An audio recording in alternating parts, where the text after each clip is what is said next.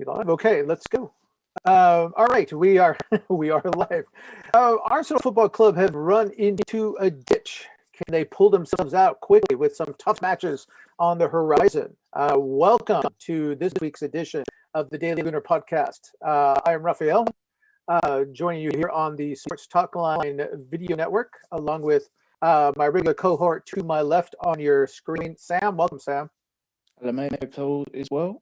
All is well. We should be joined by Ryan very shortly. And we want to welcome back a longtime friend of the pod. Been away. He was a big part of our deadline day show. We want to welcome Stu back. Welcome back, Stu. Thank you for having me. Thank you for welcoming me this evening. Looking forward to it. Should be good. All right. A lot to talk about. Obviously, we want to recap the Villa disappointment. Leeds is coming up very quickly. A lot of matters to talk about on the pitch, but let's talk about off the pitch.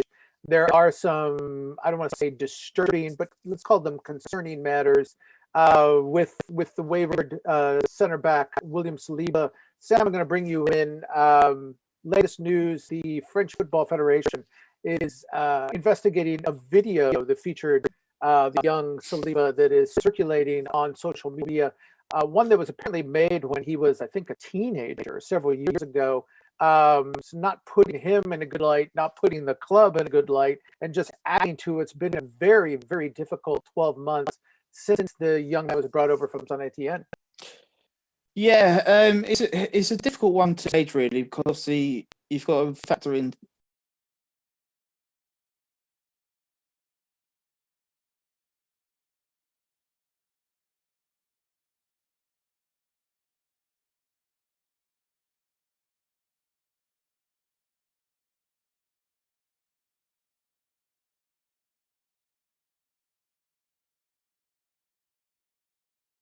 at Nice. He's obviously done a few interviews recently that can be portrayed in a negative light towards Arteta and the club, but ultimately, whoever's leaked this now, especially under the UK laws, could be facing some jail time, because obviously at the time the kid in the video is a minor. So are they all minors at this point? I mean, so there's some possible legal ramifications. Yeah. Stu, let's bring you in. I mean, this is obviously embarrassing for the player. Just adds to what's been a difficult week for the club. But beyond embarrassment, do you see any possible ramifications? I don't see how this hurts him personally. Just me personally, how this would hurt his status with the club. Again, he didn't release this. This is something in his past, and this is really aside from embarrassment, kids being kids. At least as I see it. Yeah, I don't see this being a problem for him long term at all. Actually, I'd be more worried about some of the comments that he's coming out with over the last few days or weeks or months, because he doesn't seem to want to shut up. But this video is something or nothing. Sam's right. Whoever's released it really needs to take a long, hard look at themselves. Whatever kids get up to. I mean, the only thing I would say is slightly strange, the video itself, because everyone's seen it. You can't miss it on Twitter. And he there's a kind of weird thing going on where he decides to film it, and obviously it's been released. But are there any long-term ramifications for him? I don't think so. I'd be more concerned about him getting his head down, getting fit, playing well, keeping fit, and being the player that we hope he can be coming back to Arsenal next season or the year after, and actually being the next Virgil van Dijk, which is, of course, what we all hope he can become. Sam, let's talk about that. He's had a good run of play in France, and I think he was his club's. He was with Nice, and he was the club's player of the month, if I'm not mistaken. So, but as Stu put it out, he's getting praise, and he takes the occasion to kind of question why he was sent away in the first place, which smacks of a little immaturity, at least to my eyes. Yeah, the thing that you've got to realise is that Arsenal being stacked in central defence at the start of the season, you've got established international players. You've got I'd use this in the loosest of terms with Mustafi, a World Cup winner. It is a fact. So, yeah, unfortunately it is. But ultimately, you've got a kid that seems to have bought into his own hype, which is completely understandable. And there was a big fuss with him creating his own video about coming to the club, him being hyped about coming to the club. As he spoke about in his interview, the change in managers didn't help. Obviously, then you've got his personal situation about losing a parent or both, depending on where you hear from. And ultimately, the club wrapped him up in cotton wool because they see him as a part of the long-term plan. And right now, it just seems that he's a bit bitter. He's doing well. Probably needs some media training. Somebody from Arsenal going over there and go, this is what you need to say in media. It just smacks of immaturity. But ultimately, the club's done the right thing in terms of sending him out, getting him to get that game experience because it's bringing him on leaps and bounds. And if you look at him, how he's playing now compared to the friendly and also the under-23 games, it's night and day. Yeah, and you get the feeling that he's finally, for the first time in probably about 12 months, been able to settle down. And before, as we move on, Stu, let's not forget that the club really helped William Saliba when he was away in this past month, moving out Kolasinac, moving out Mustafi, clearing space for him to come back. We know that David Luiz may stay, may not, but he's on a one-year contract. So there's a real opportunity that William Saliba is going to come back into a squad that's waiting for him. Yeah, that's really fair. And we had our own issues. We had to get rid of all the dead wood. I will commend the club for doing that because I think they've done a really good job in the January transfer window.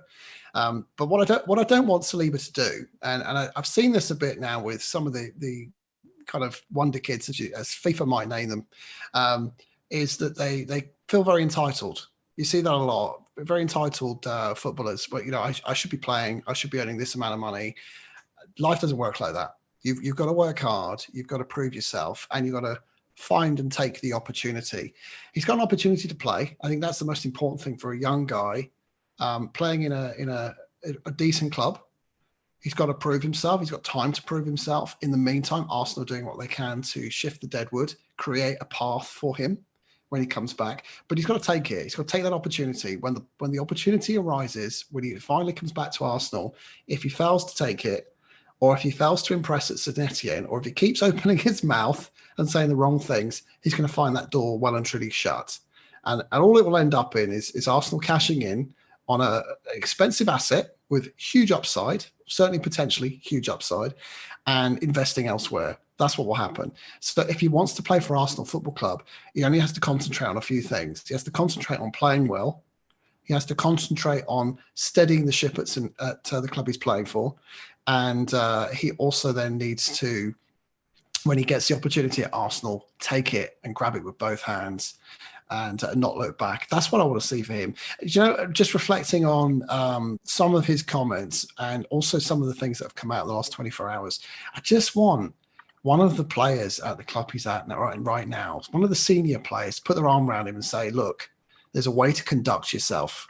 There's a way to be a professional footballer, and you have to consider the way the world sees you.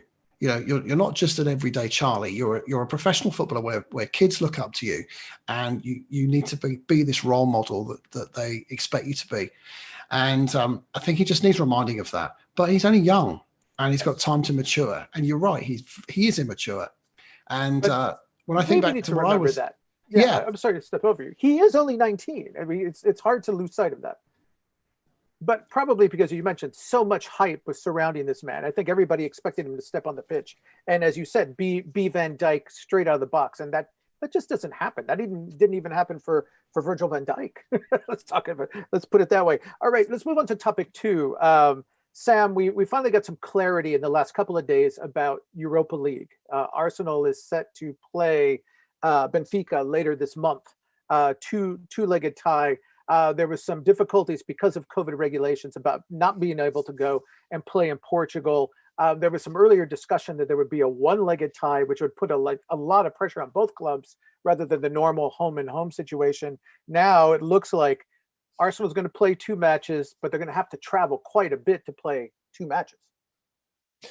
Yeah, and looking at the fixtures that the games come before and after, it's not ideal considering you're going to have to factor in flight times and whatnot as well. Definitely not ideal. Rome being the first, Greece being the second leg. But reading just before we come on here, the venue in Greece isn't actually set in stone because Greece could actually go into a full lockdown and eventually set itself onto the no fly list. So it's still up in the air in terms of the second leg. But I think with the Champions League, it's Champions League and Europa League even. To be perfectly honest, they could have left that till the end of the season, in my opinion. Use the slot games that you could have used for them games as league games to get the league done in around April time, and then have the Champions League, Europa League as a Club World Cup type thing in May, and then go on to the Euros. But it is what it is. It's not ideal. We see what happens really, because the Europa League is our one big shining light back to the Champions League. Right.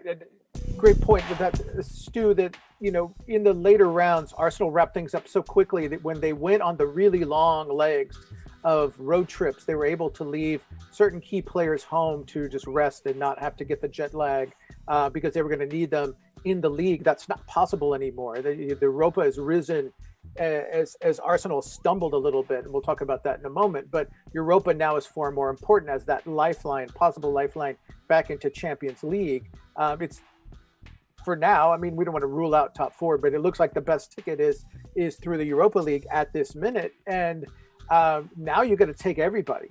It's all hands on deck going forward. Yeah, you have to go for it. You're right.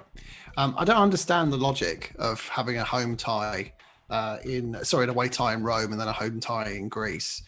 Why not just play over one leg? It doesn't really make any sense to me.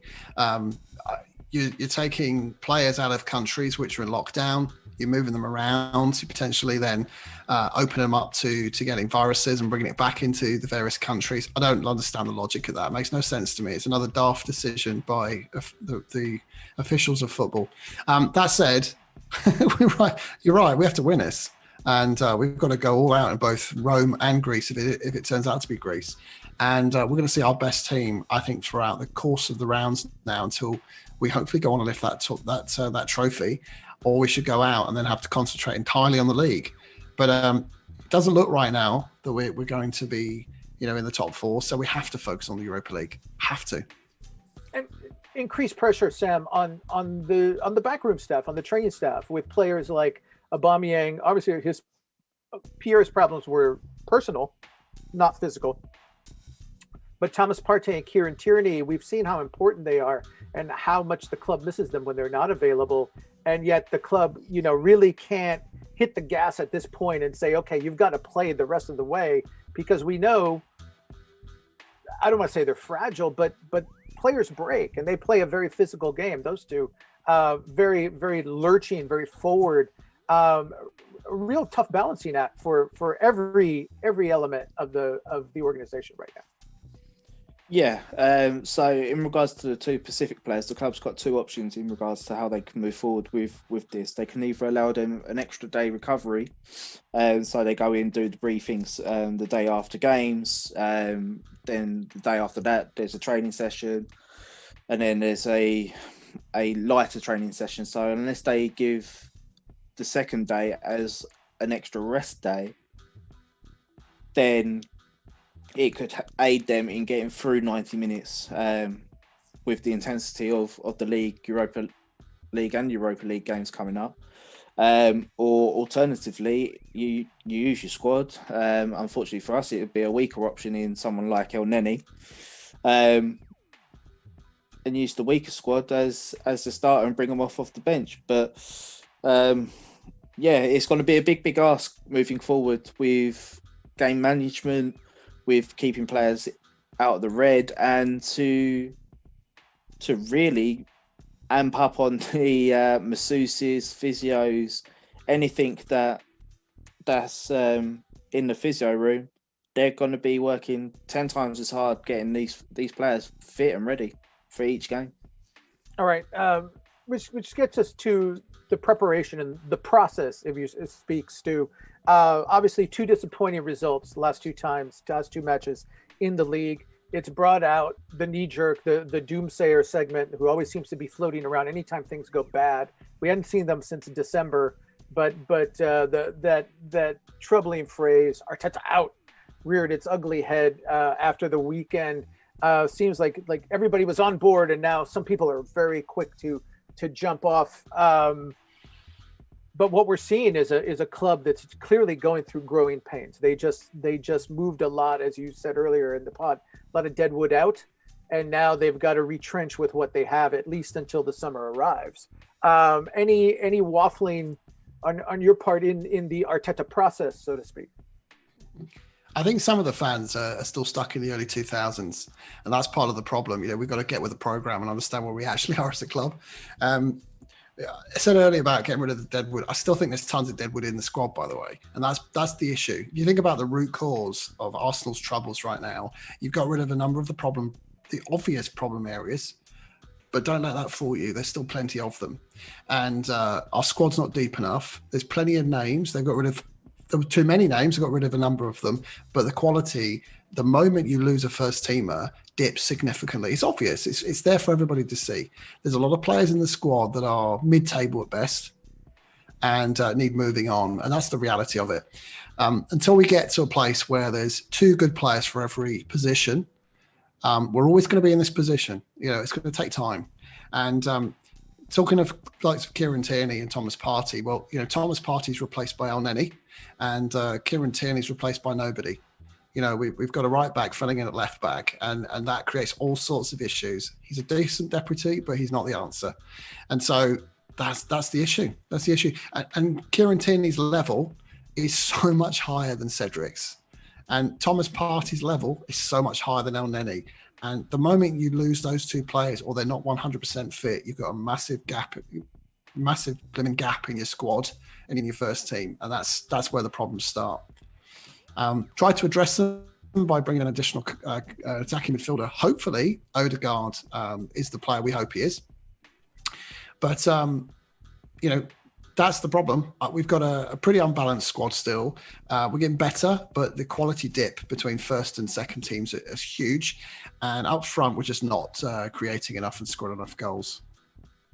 All right, let's stay with that in the process, because Stu brought up a name who's very important when we talk about the Leeds match that's upcoming and the Villa match that was just finished, Sam, and that's Martin Odegaard.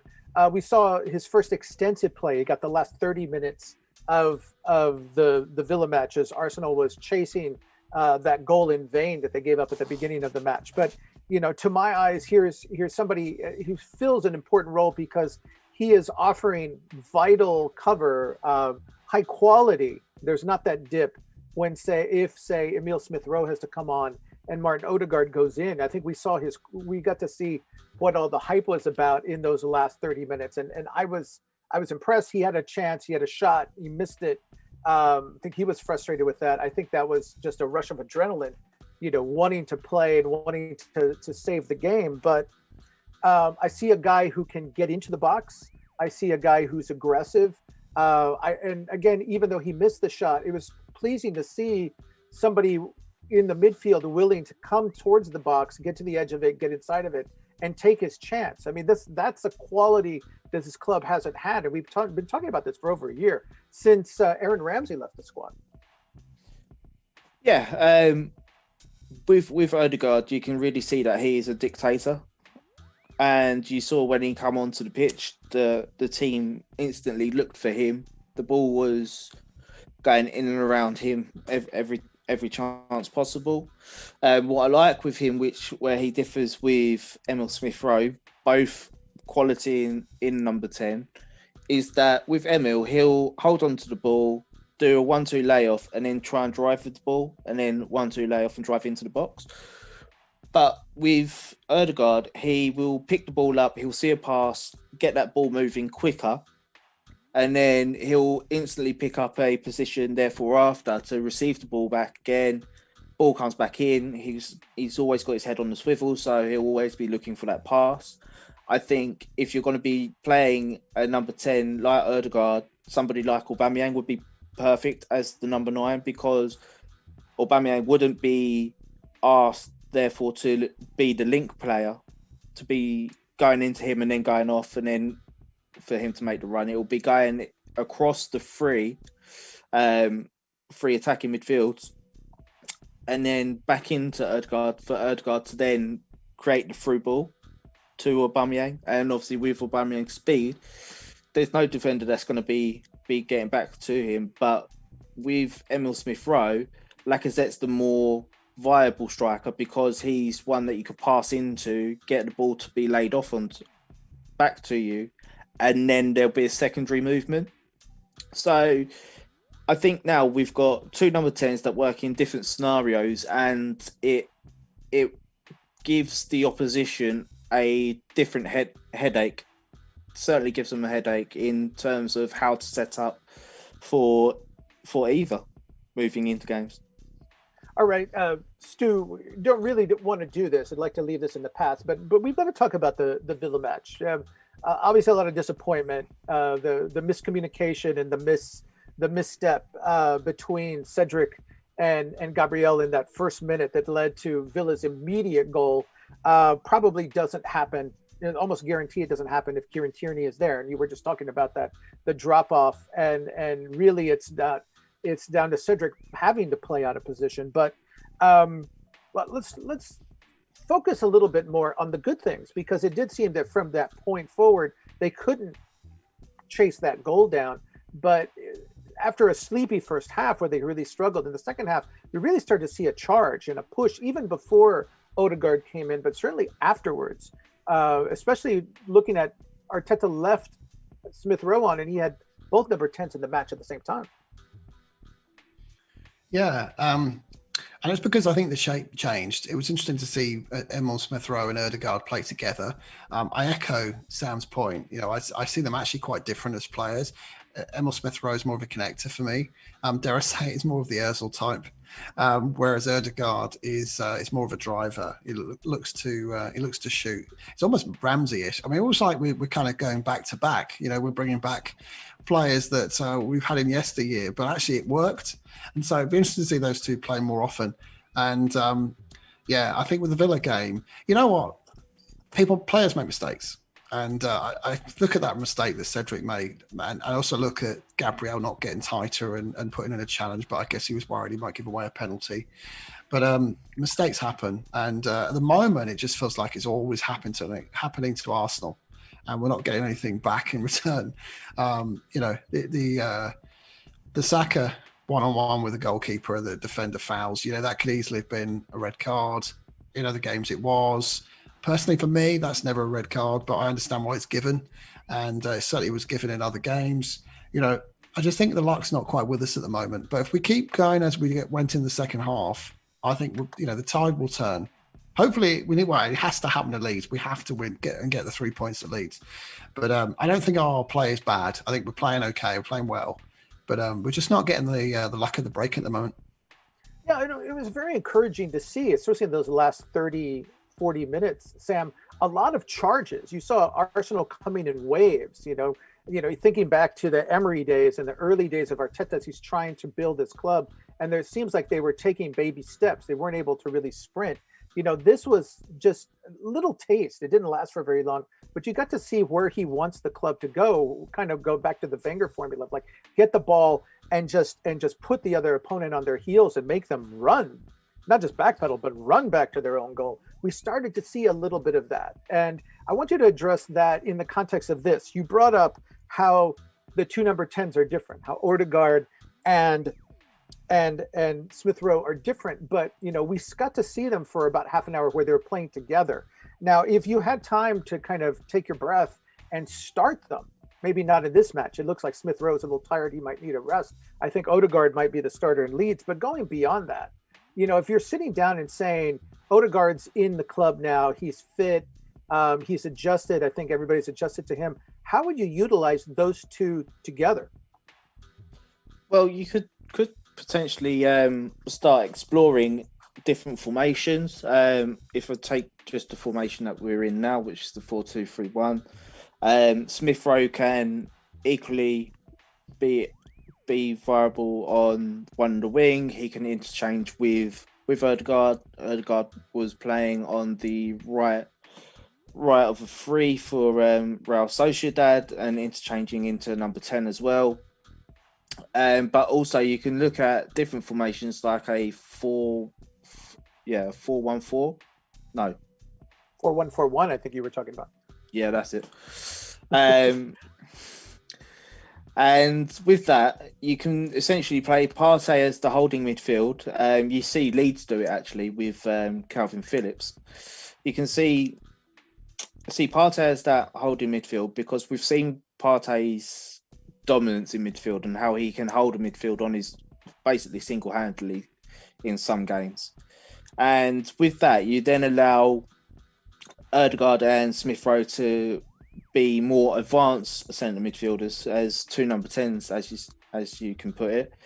And with that would then drag the midfield back from the opposition. The opposition's base two midfielders would already be preoccupied with the two players, and they wouldn't be thinking about going forward too much because they'd be worried about Odegaard and Smith Rowe in behind them.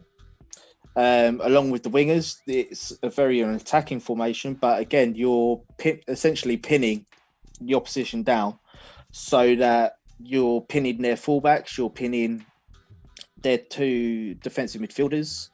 And with that, you can really set traps for the opposition. So you can play them into a certain area of the pitch and then really squeeze on them and come down and essentially win a high turnover and counter-attack from there. And with that, the defence is automatically going to be worried about, say, Aubameyang's pace through the middle. And where you've got a pass like Odegaard that's able to pick out the balls, you've got somebody like Smith Rowe that's able to make that third man run. Then you're factoring in the two wingers. So you'd have Saka potentially, if he's on the right-hand side, cutting in. We all know the boy's talent. He's able to work in small spaces. Likewise with Pepe. He's able to go on the outside, on the left-hand side, really run at a player, beat the player, interlink. It opens up a lot more variables for Arsenal and a lot more tactical flexibility for Arteta. And that's something that he wants as a manager. And you can see how we're playing at the moment is coming along. You can see the identity happening and shaping in this team now. And if you then start adding in the quality around that, it's a win-win formula.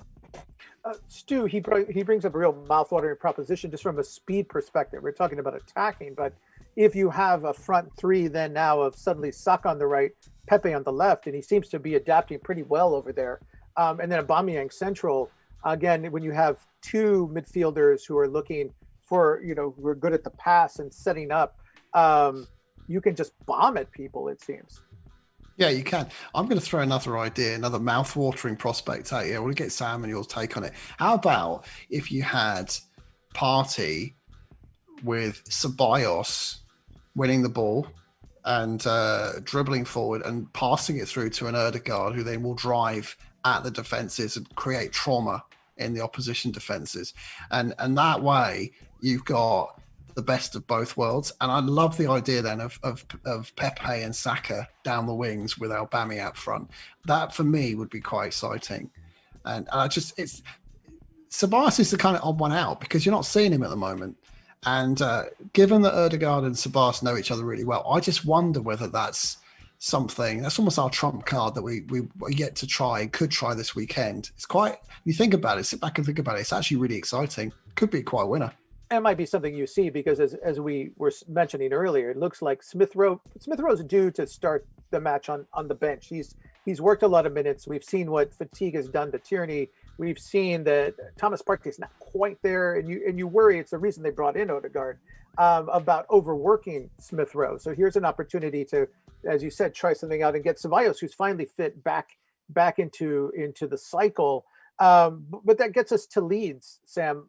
Vital win now after 2 defeats. Vital match.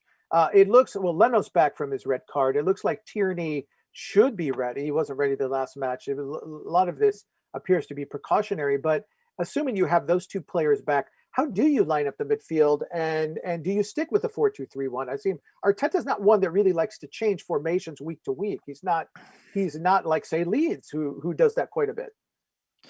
Yeah, I think in terms of formation wise, I think that we need to stick to where we are right now, because you can see the patterns of play that the players are used to, and you can see how that's now developing. And I think if we was to change formation now to counteract Leeds, it could be a bit detrimental.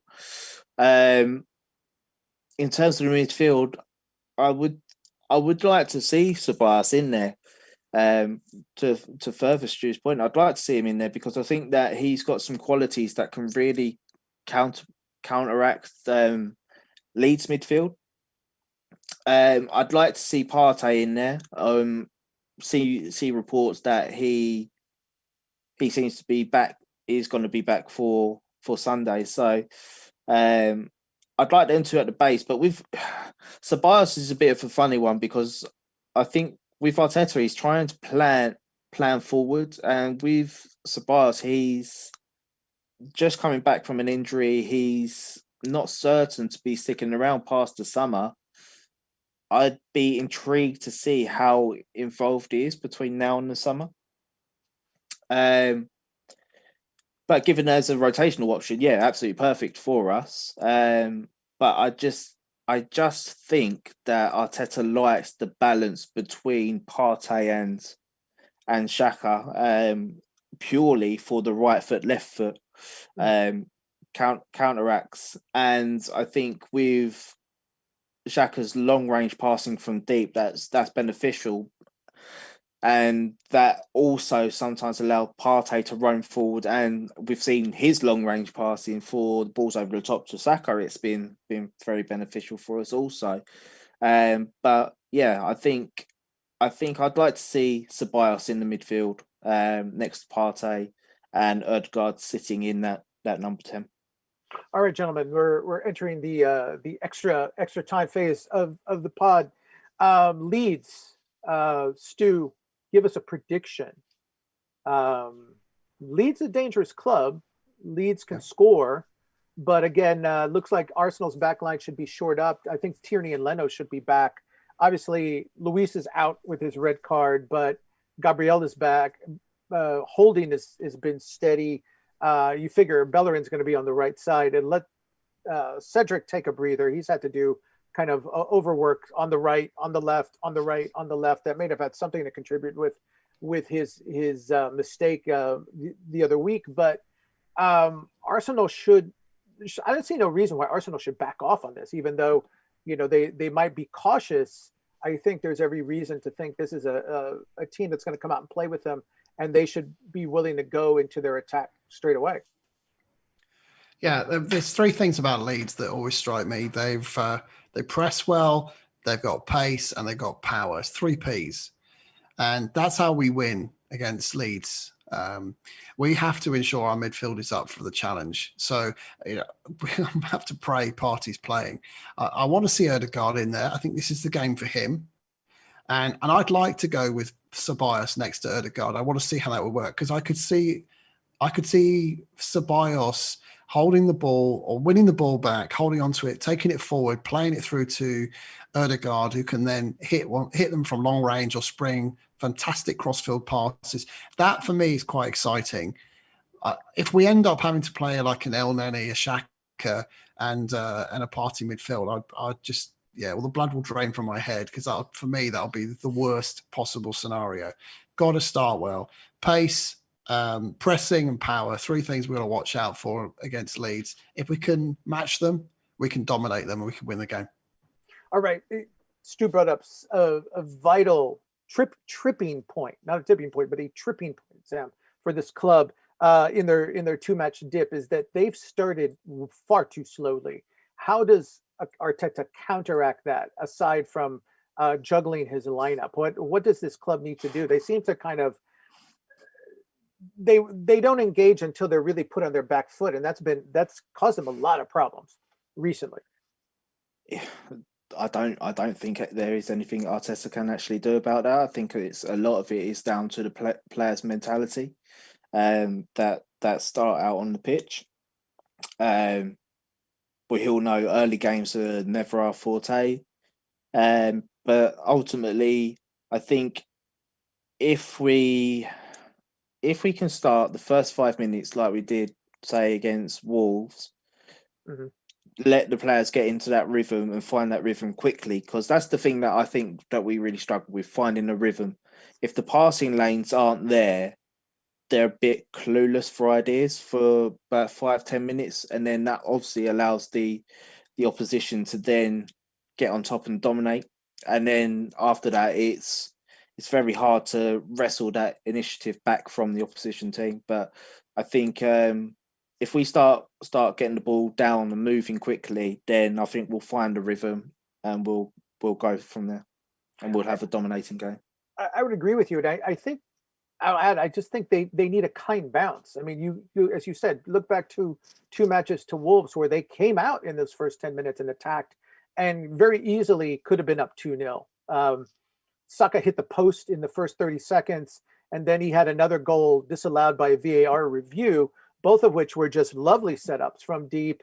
Partey with one, and then Aubameyang setting up another one off a Smith Rowe cross from the left side. Everything was in sync except the result. It seems like that was a very snake-bitten game, and they just need to fight their way through it. And I think this is one where they do. I'm going to say 2-1 Arsenal. Stu, you're the guest. You're next. What's your prediction for this weekend? It's a must win now. Must win. I think it'll be a high-scoring game, actually. I can see Arsenal winning 3 or 4-2. Okay. Sam, you wrap us up today. I'm going to go for a hard-fought 1-0 win. Okay. You're going to... But also, just to add in, for us not to play against 12 men like we have done the last 2 games. Well, yes, we all... I think that goes without saying. All right. So again, we want to thank all of you out in video land on the internet, wherever you watch us, for joining us, or if you're listening to us, here on the Sports Talkline Network and on YouTube. You can find us here on Sports Talkline on our YouTube channel when we stream live every Tuesday evening. If you're in the UK, in the afternoon. If you're in the US, also we're on other social media platforms. We're on Twitter at Gooner Daily, as you see right behind Sam's head, at Gooner Daily Pod. There you go. Join us there. Subscribe to us there. Subscribe to our YouTube channel, Gooner Daily Pod, on YouTube. And again, if you listen when you're working out, you're in the car, find us on one of the audio friendly platforms. But we're happy to have you along for the ride as we follow Arsenal through this campaign. We want to thank Stu for filling in ably for Ryan, who is not able to join us today, and for Sam. I'm Raphael. We want to bid you all a good evening, and we will see you next week, hopefully with much, much better results from the pitch. Good night.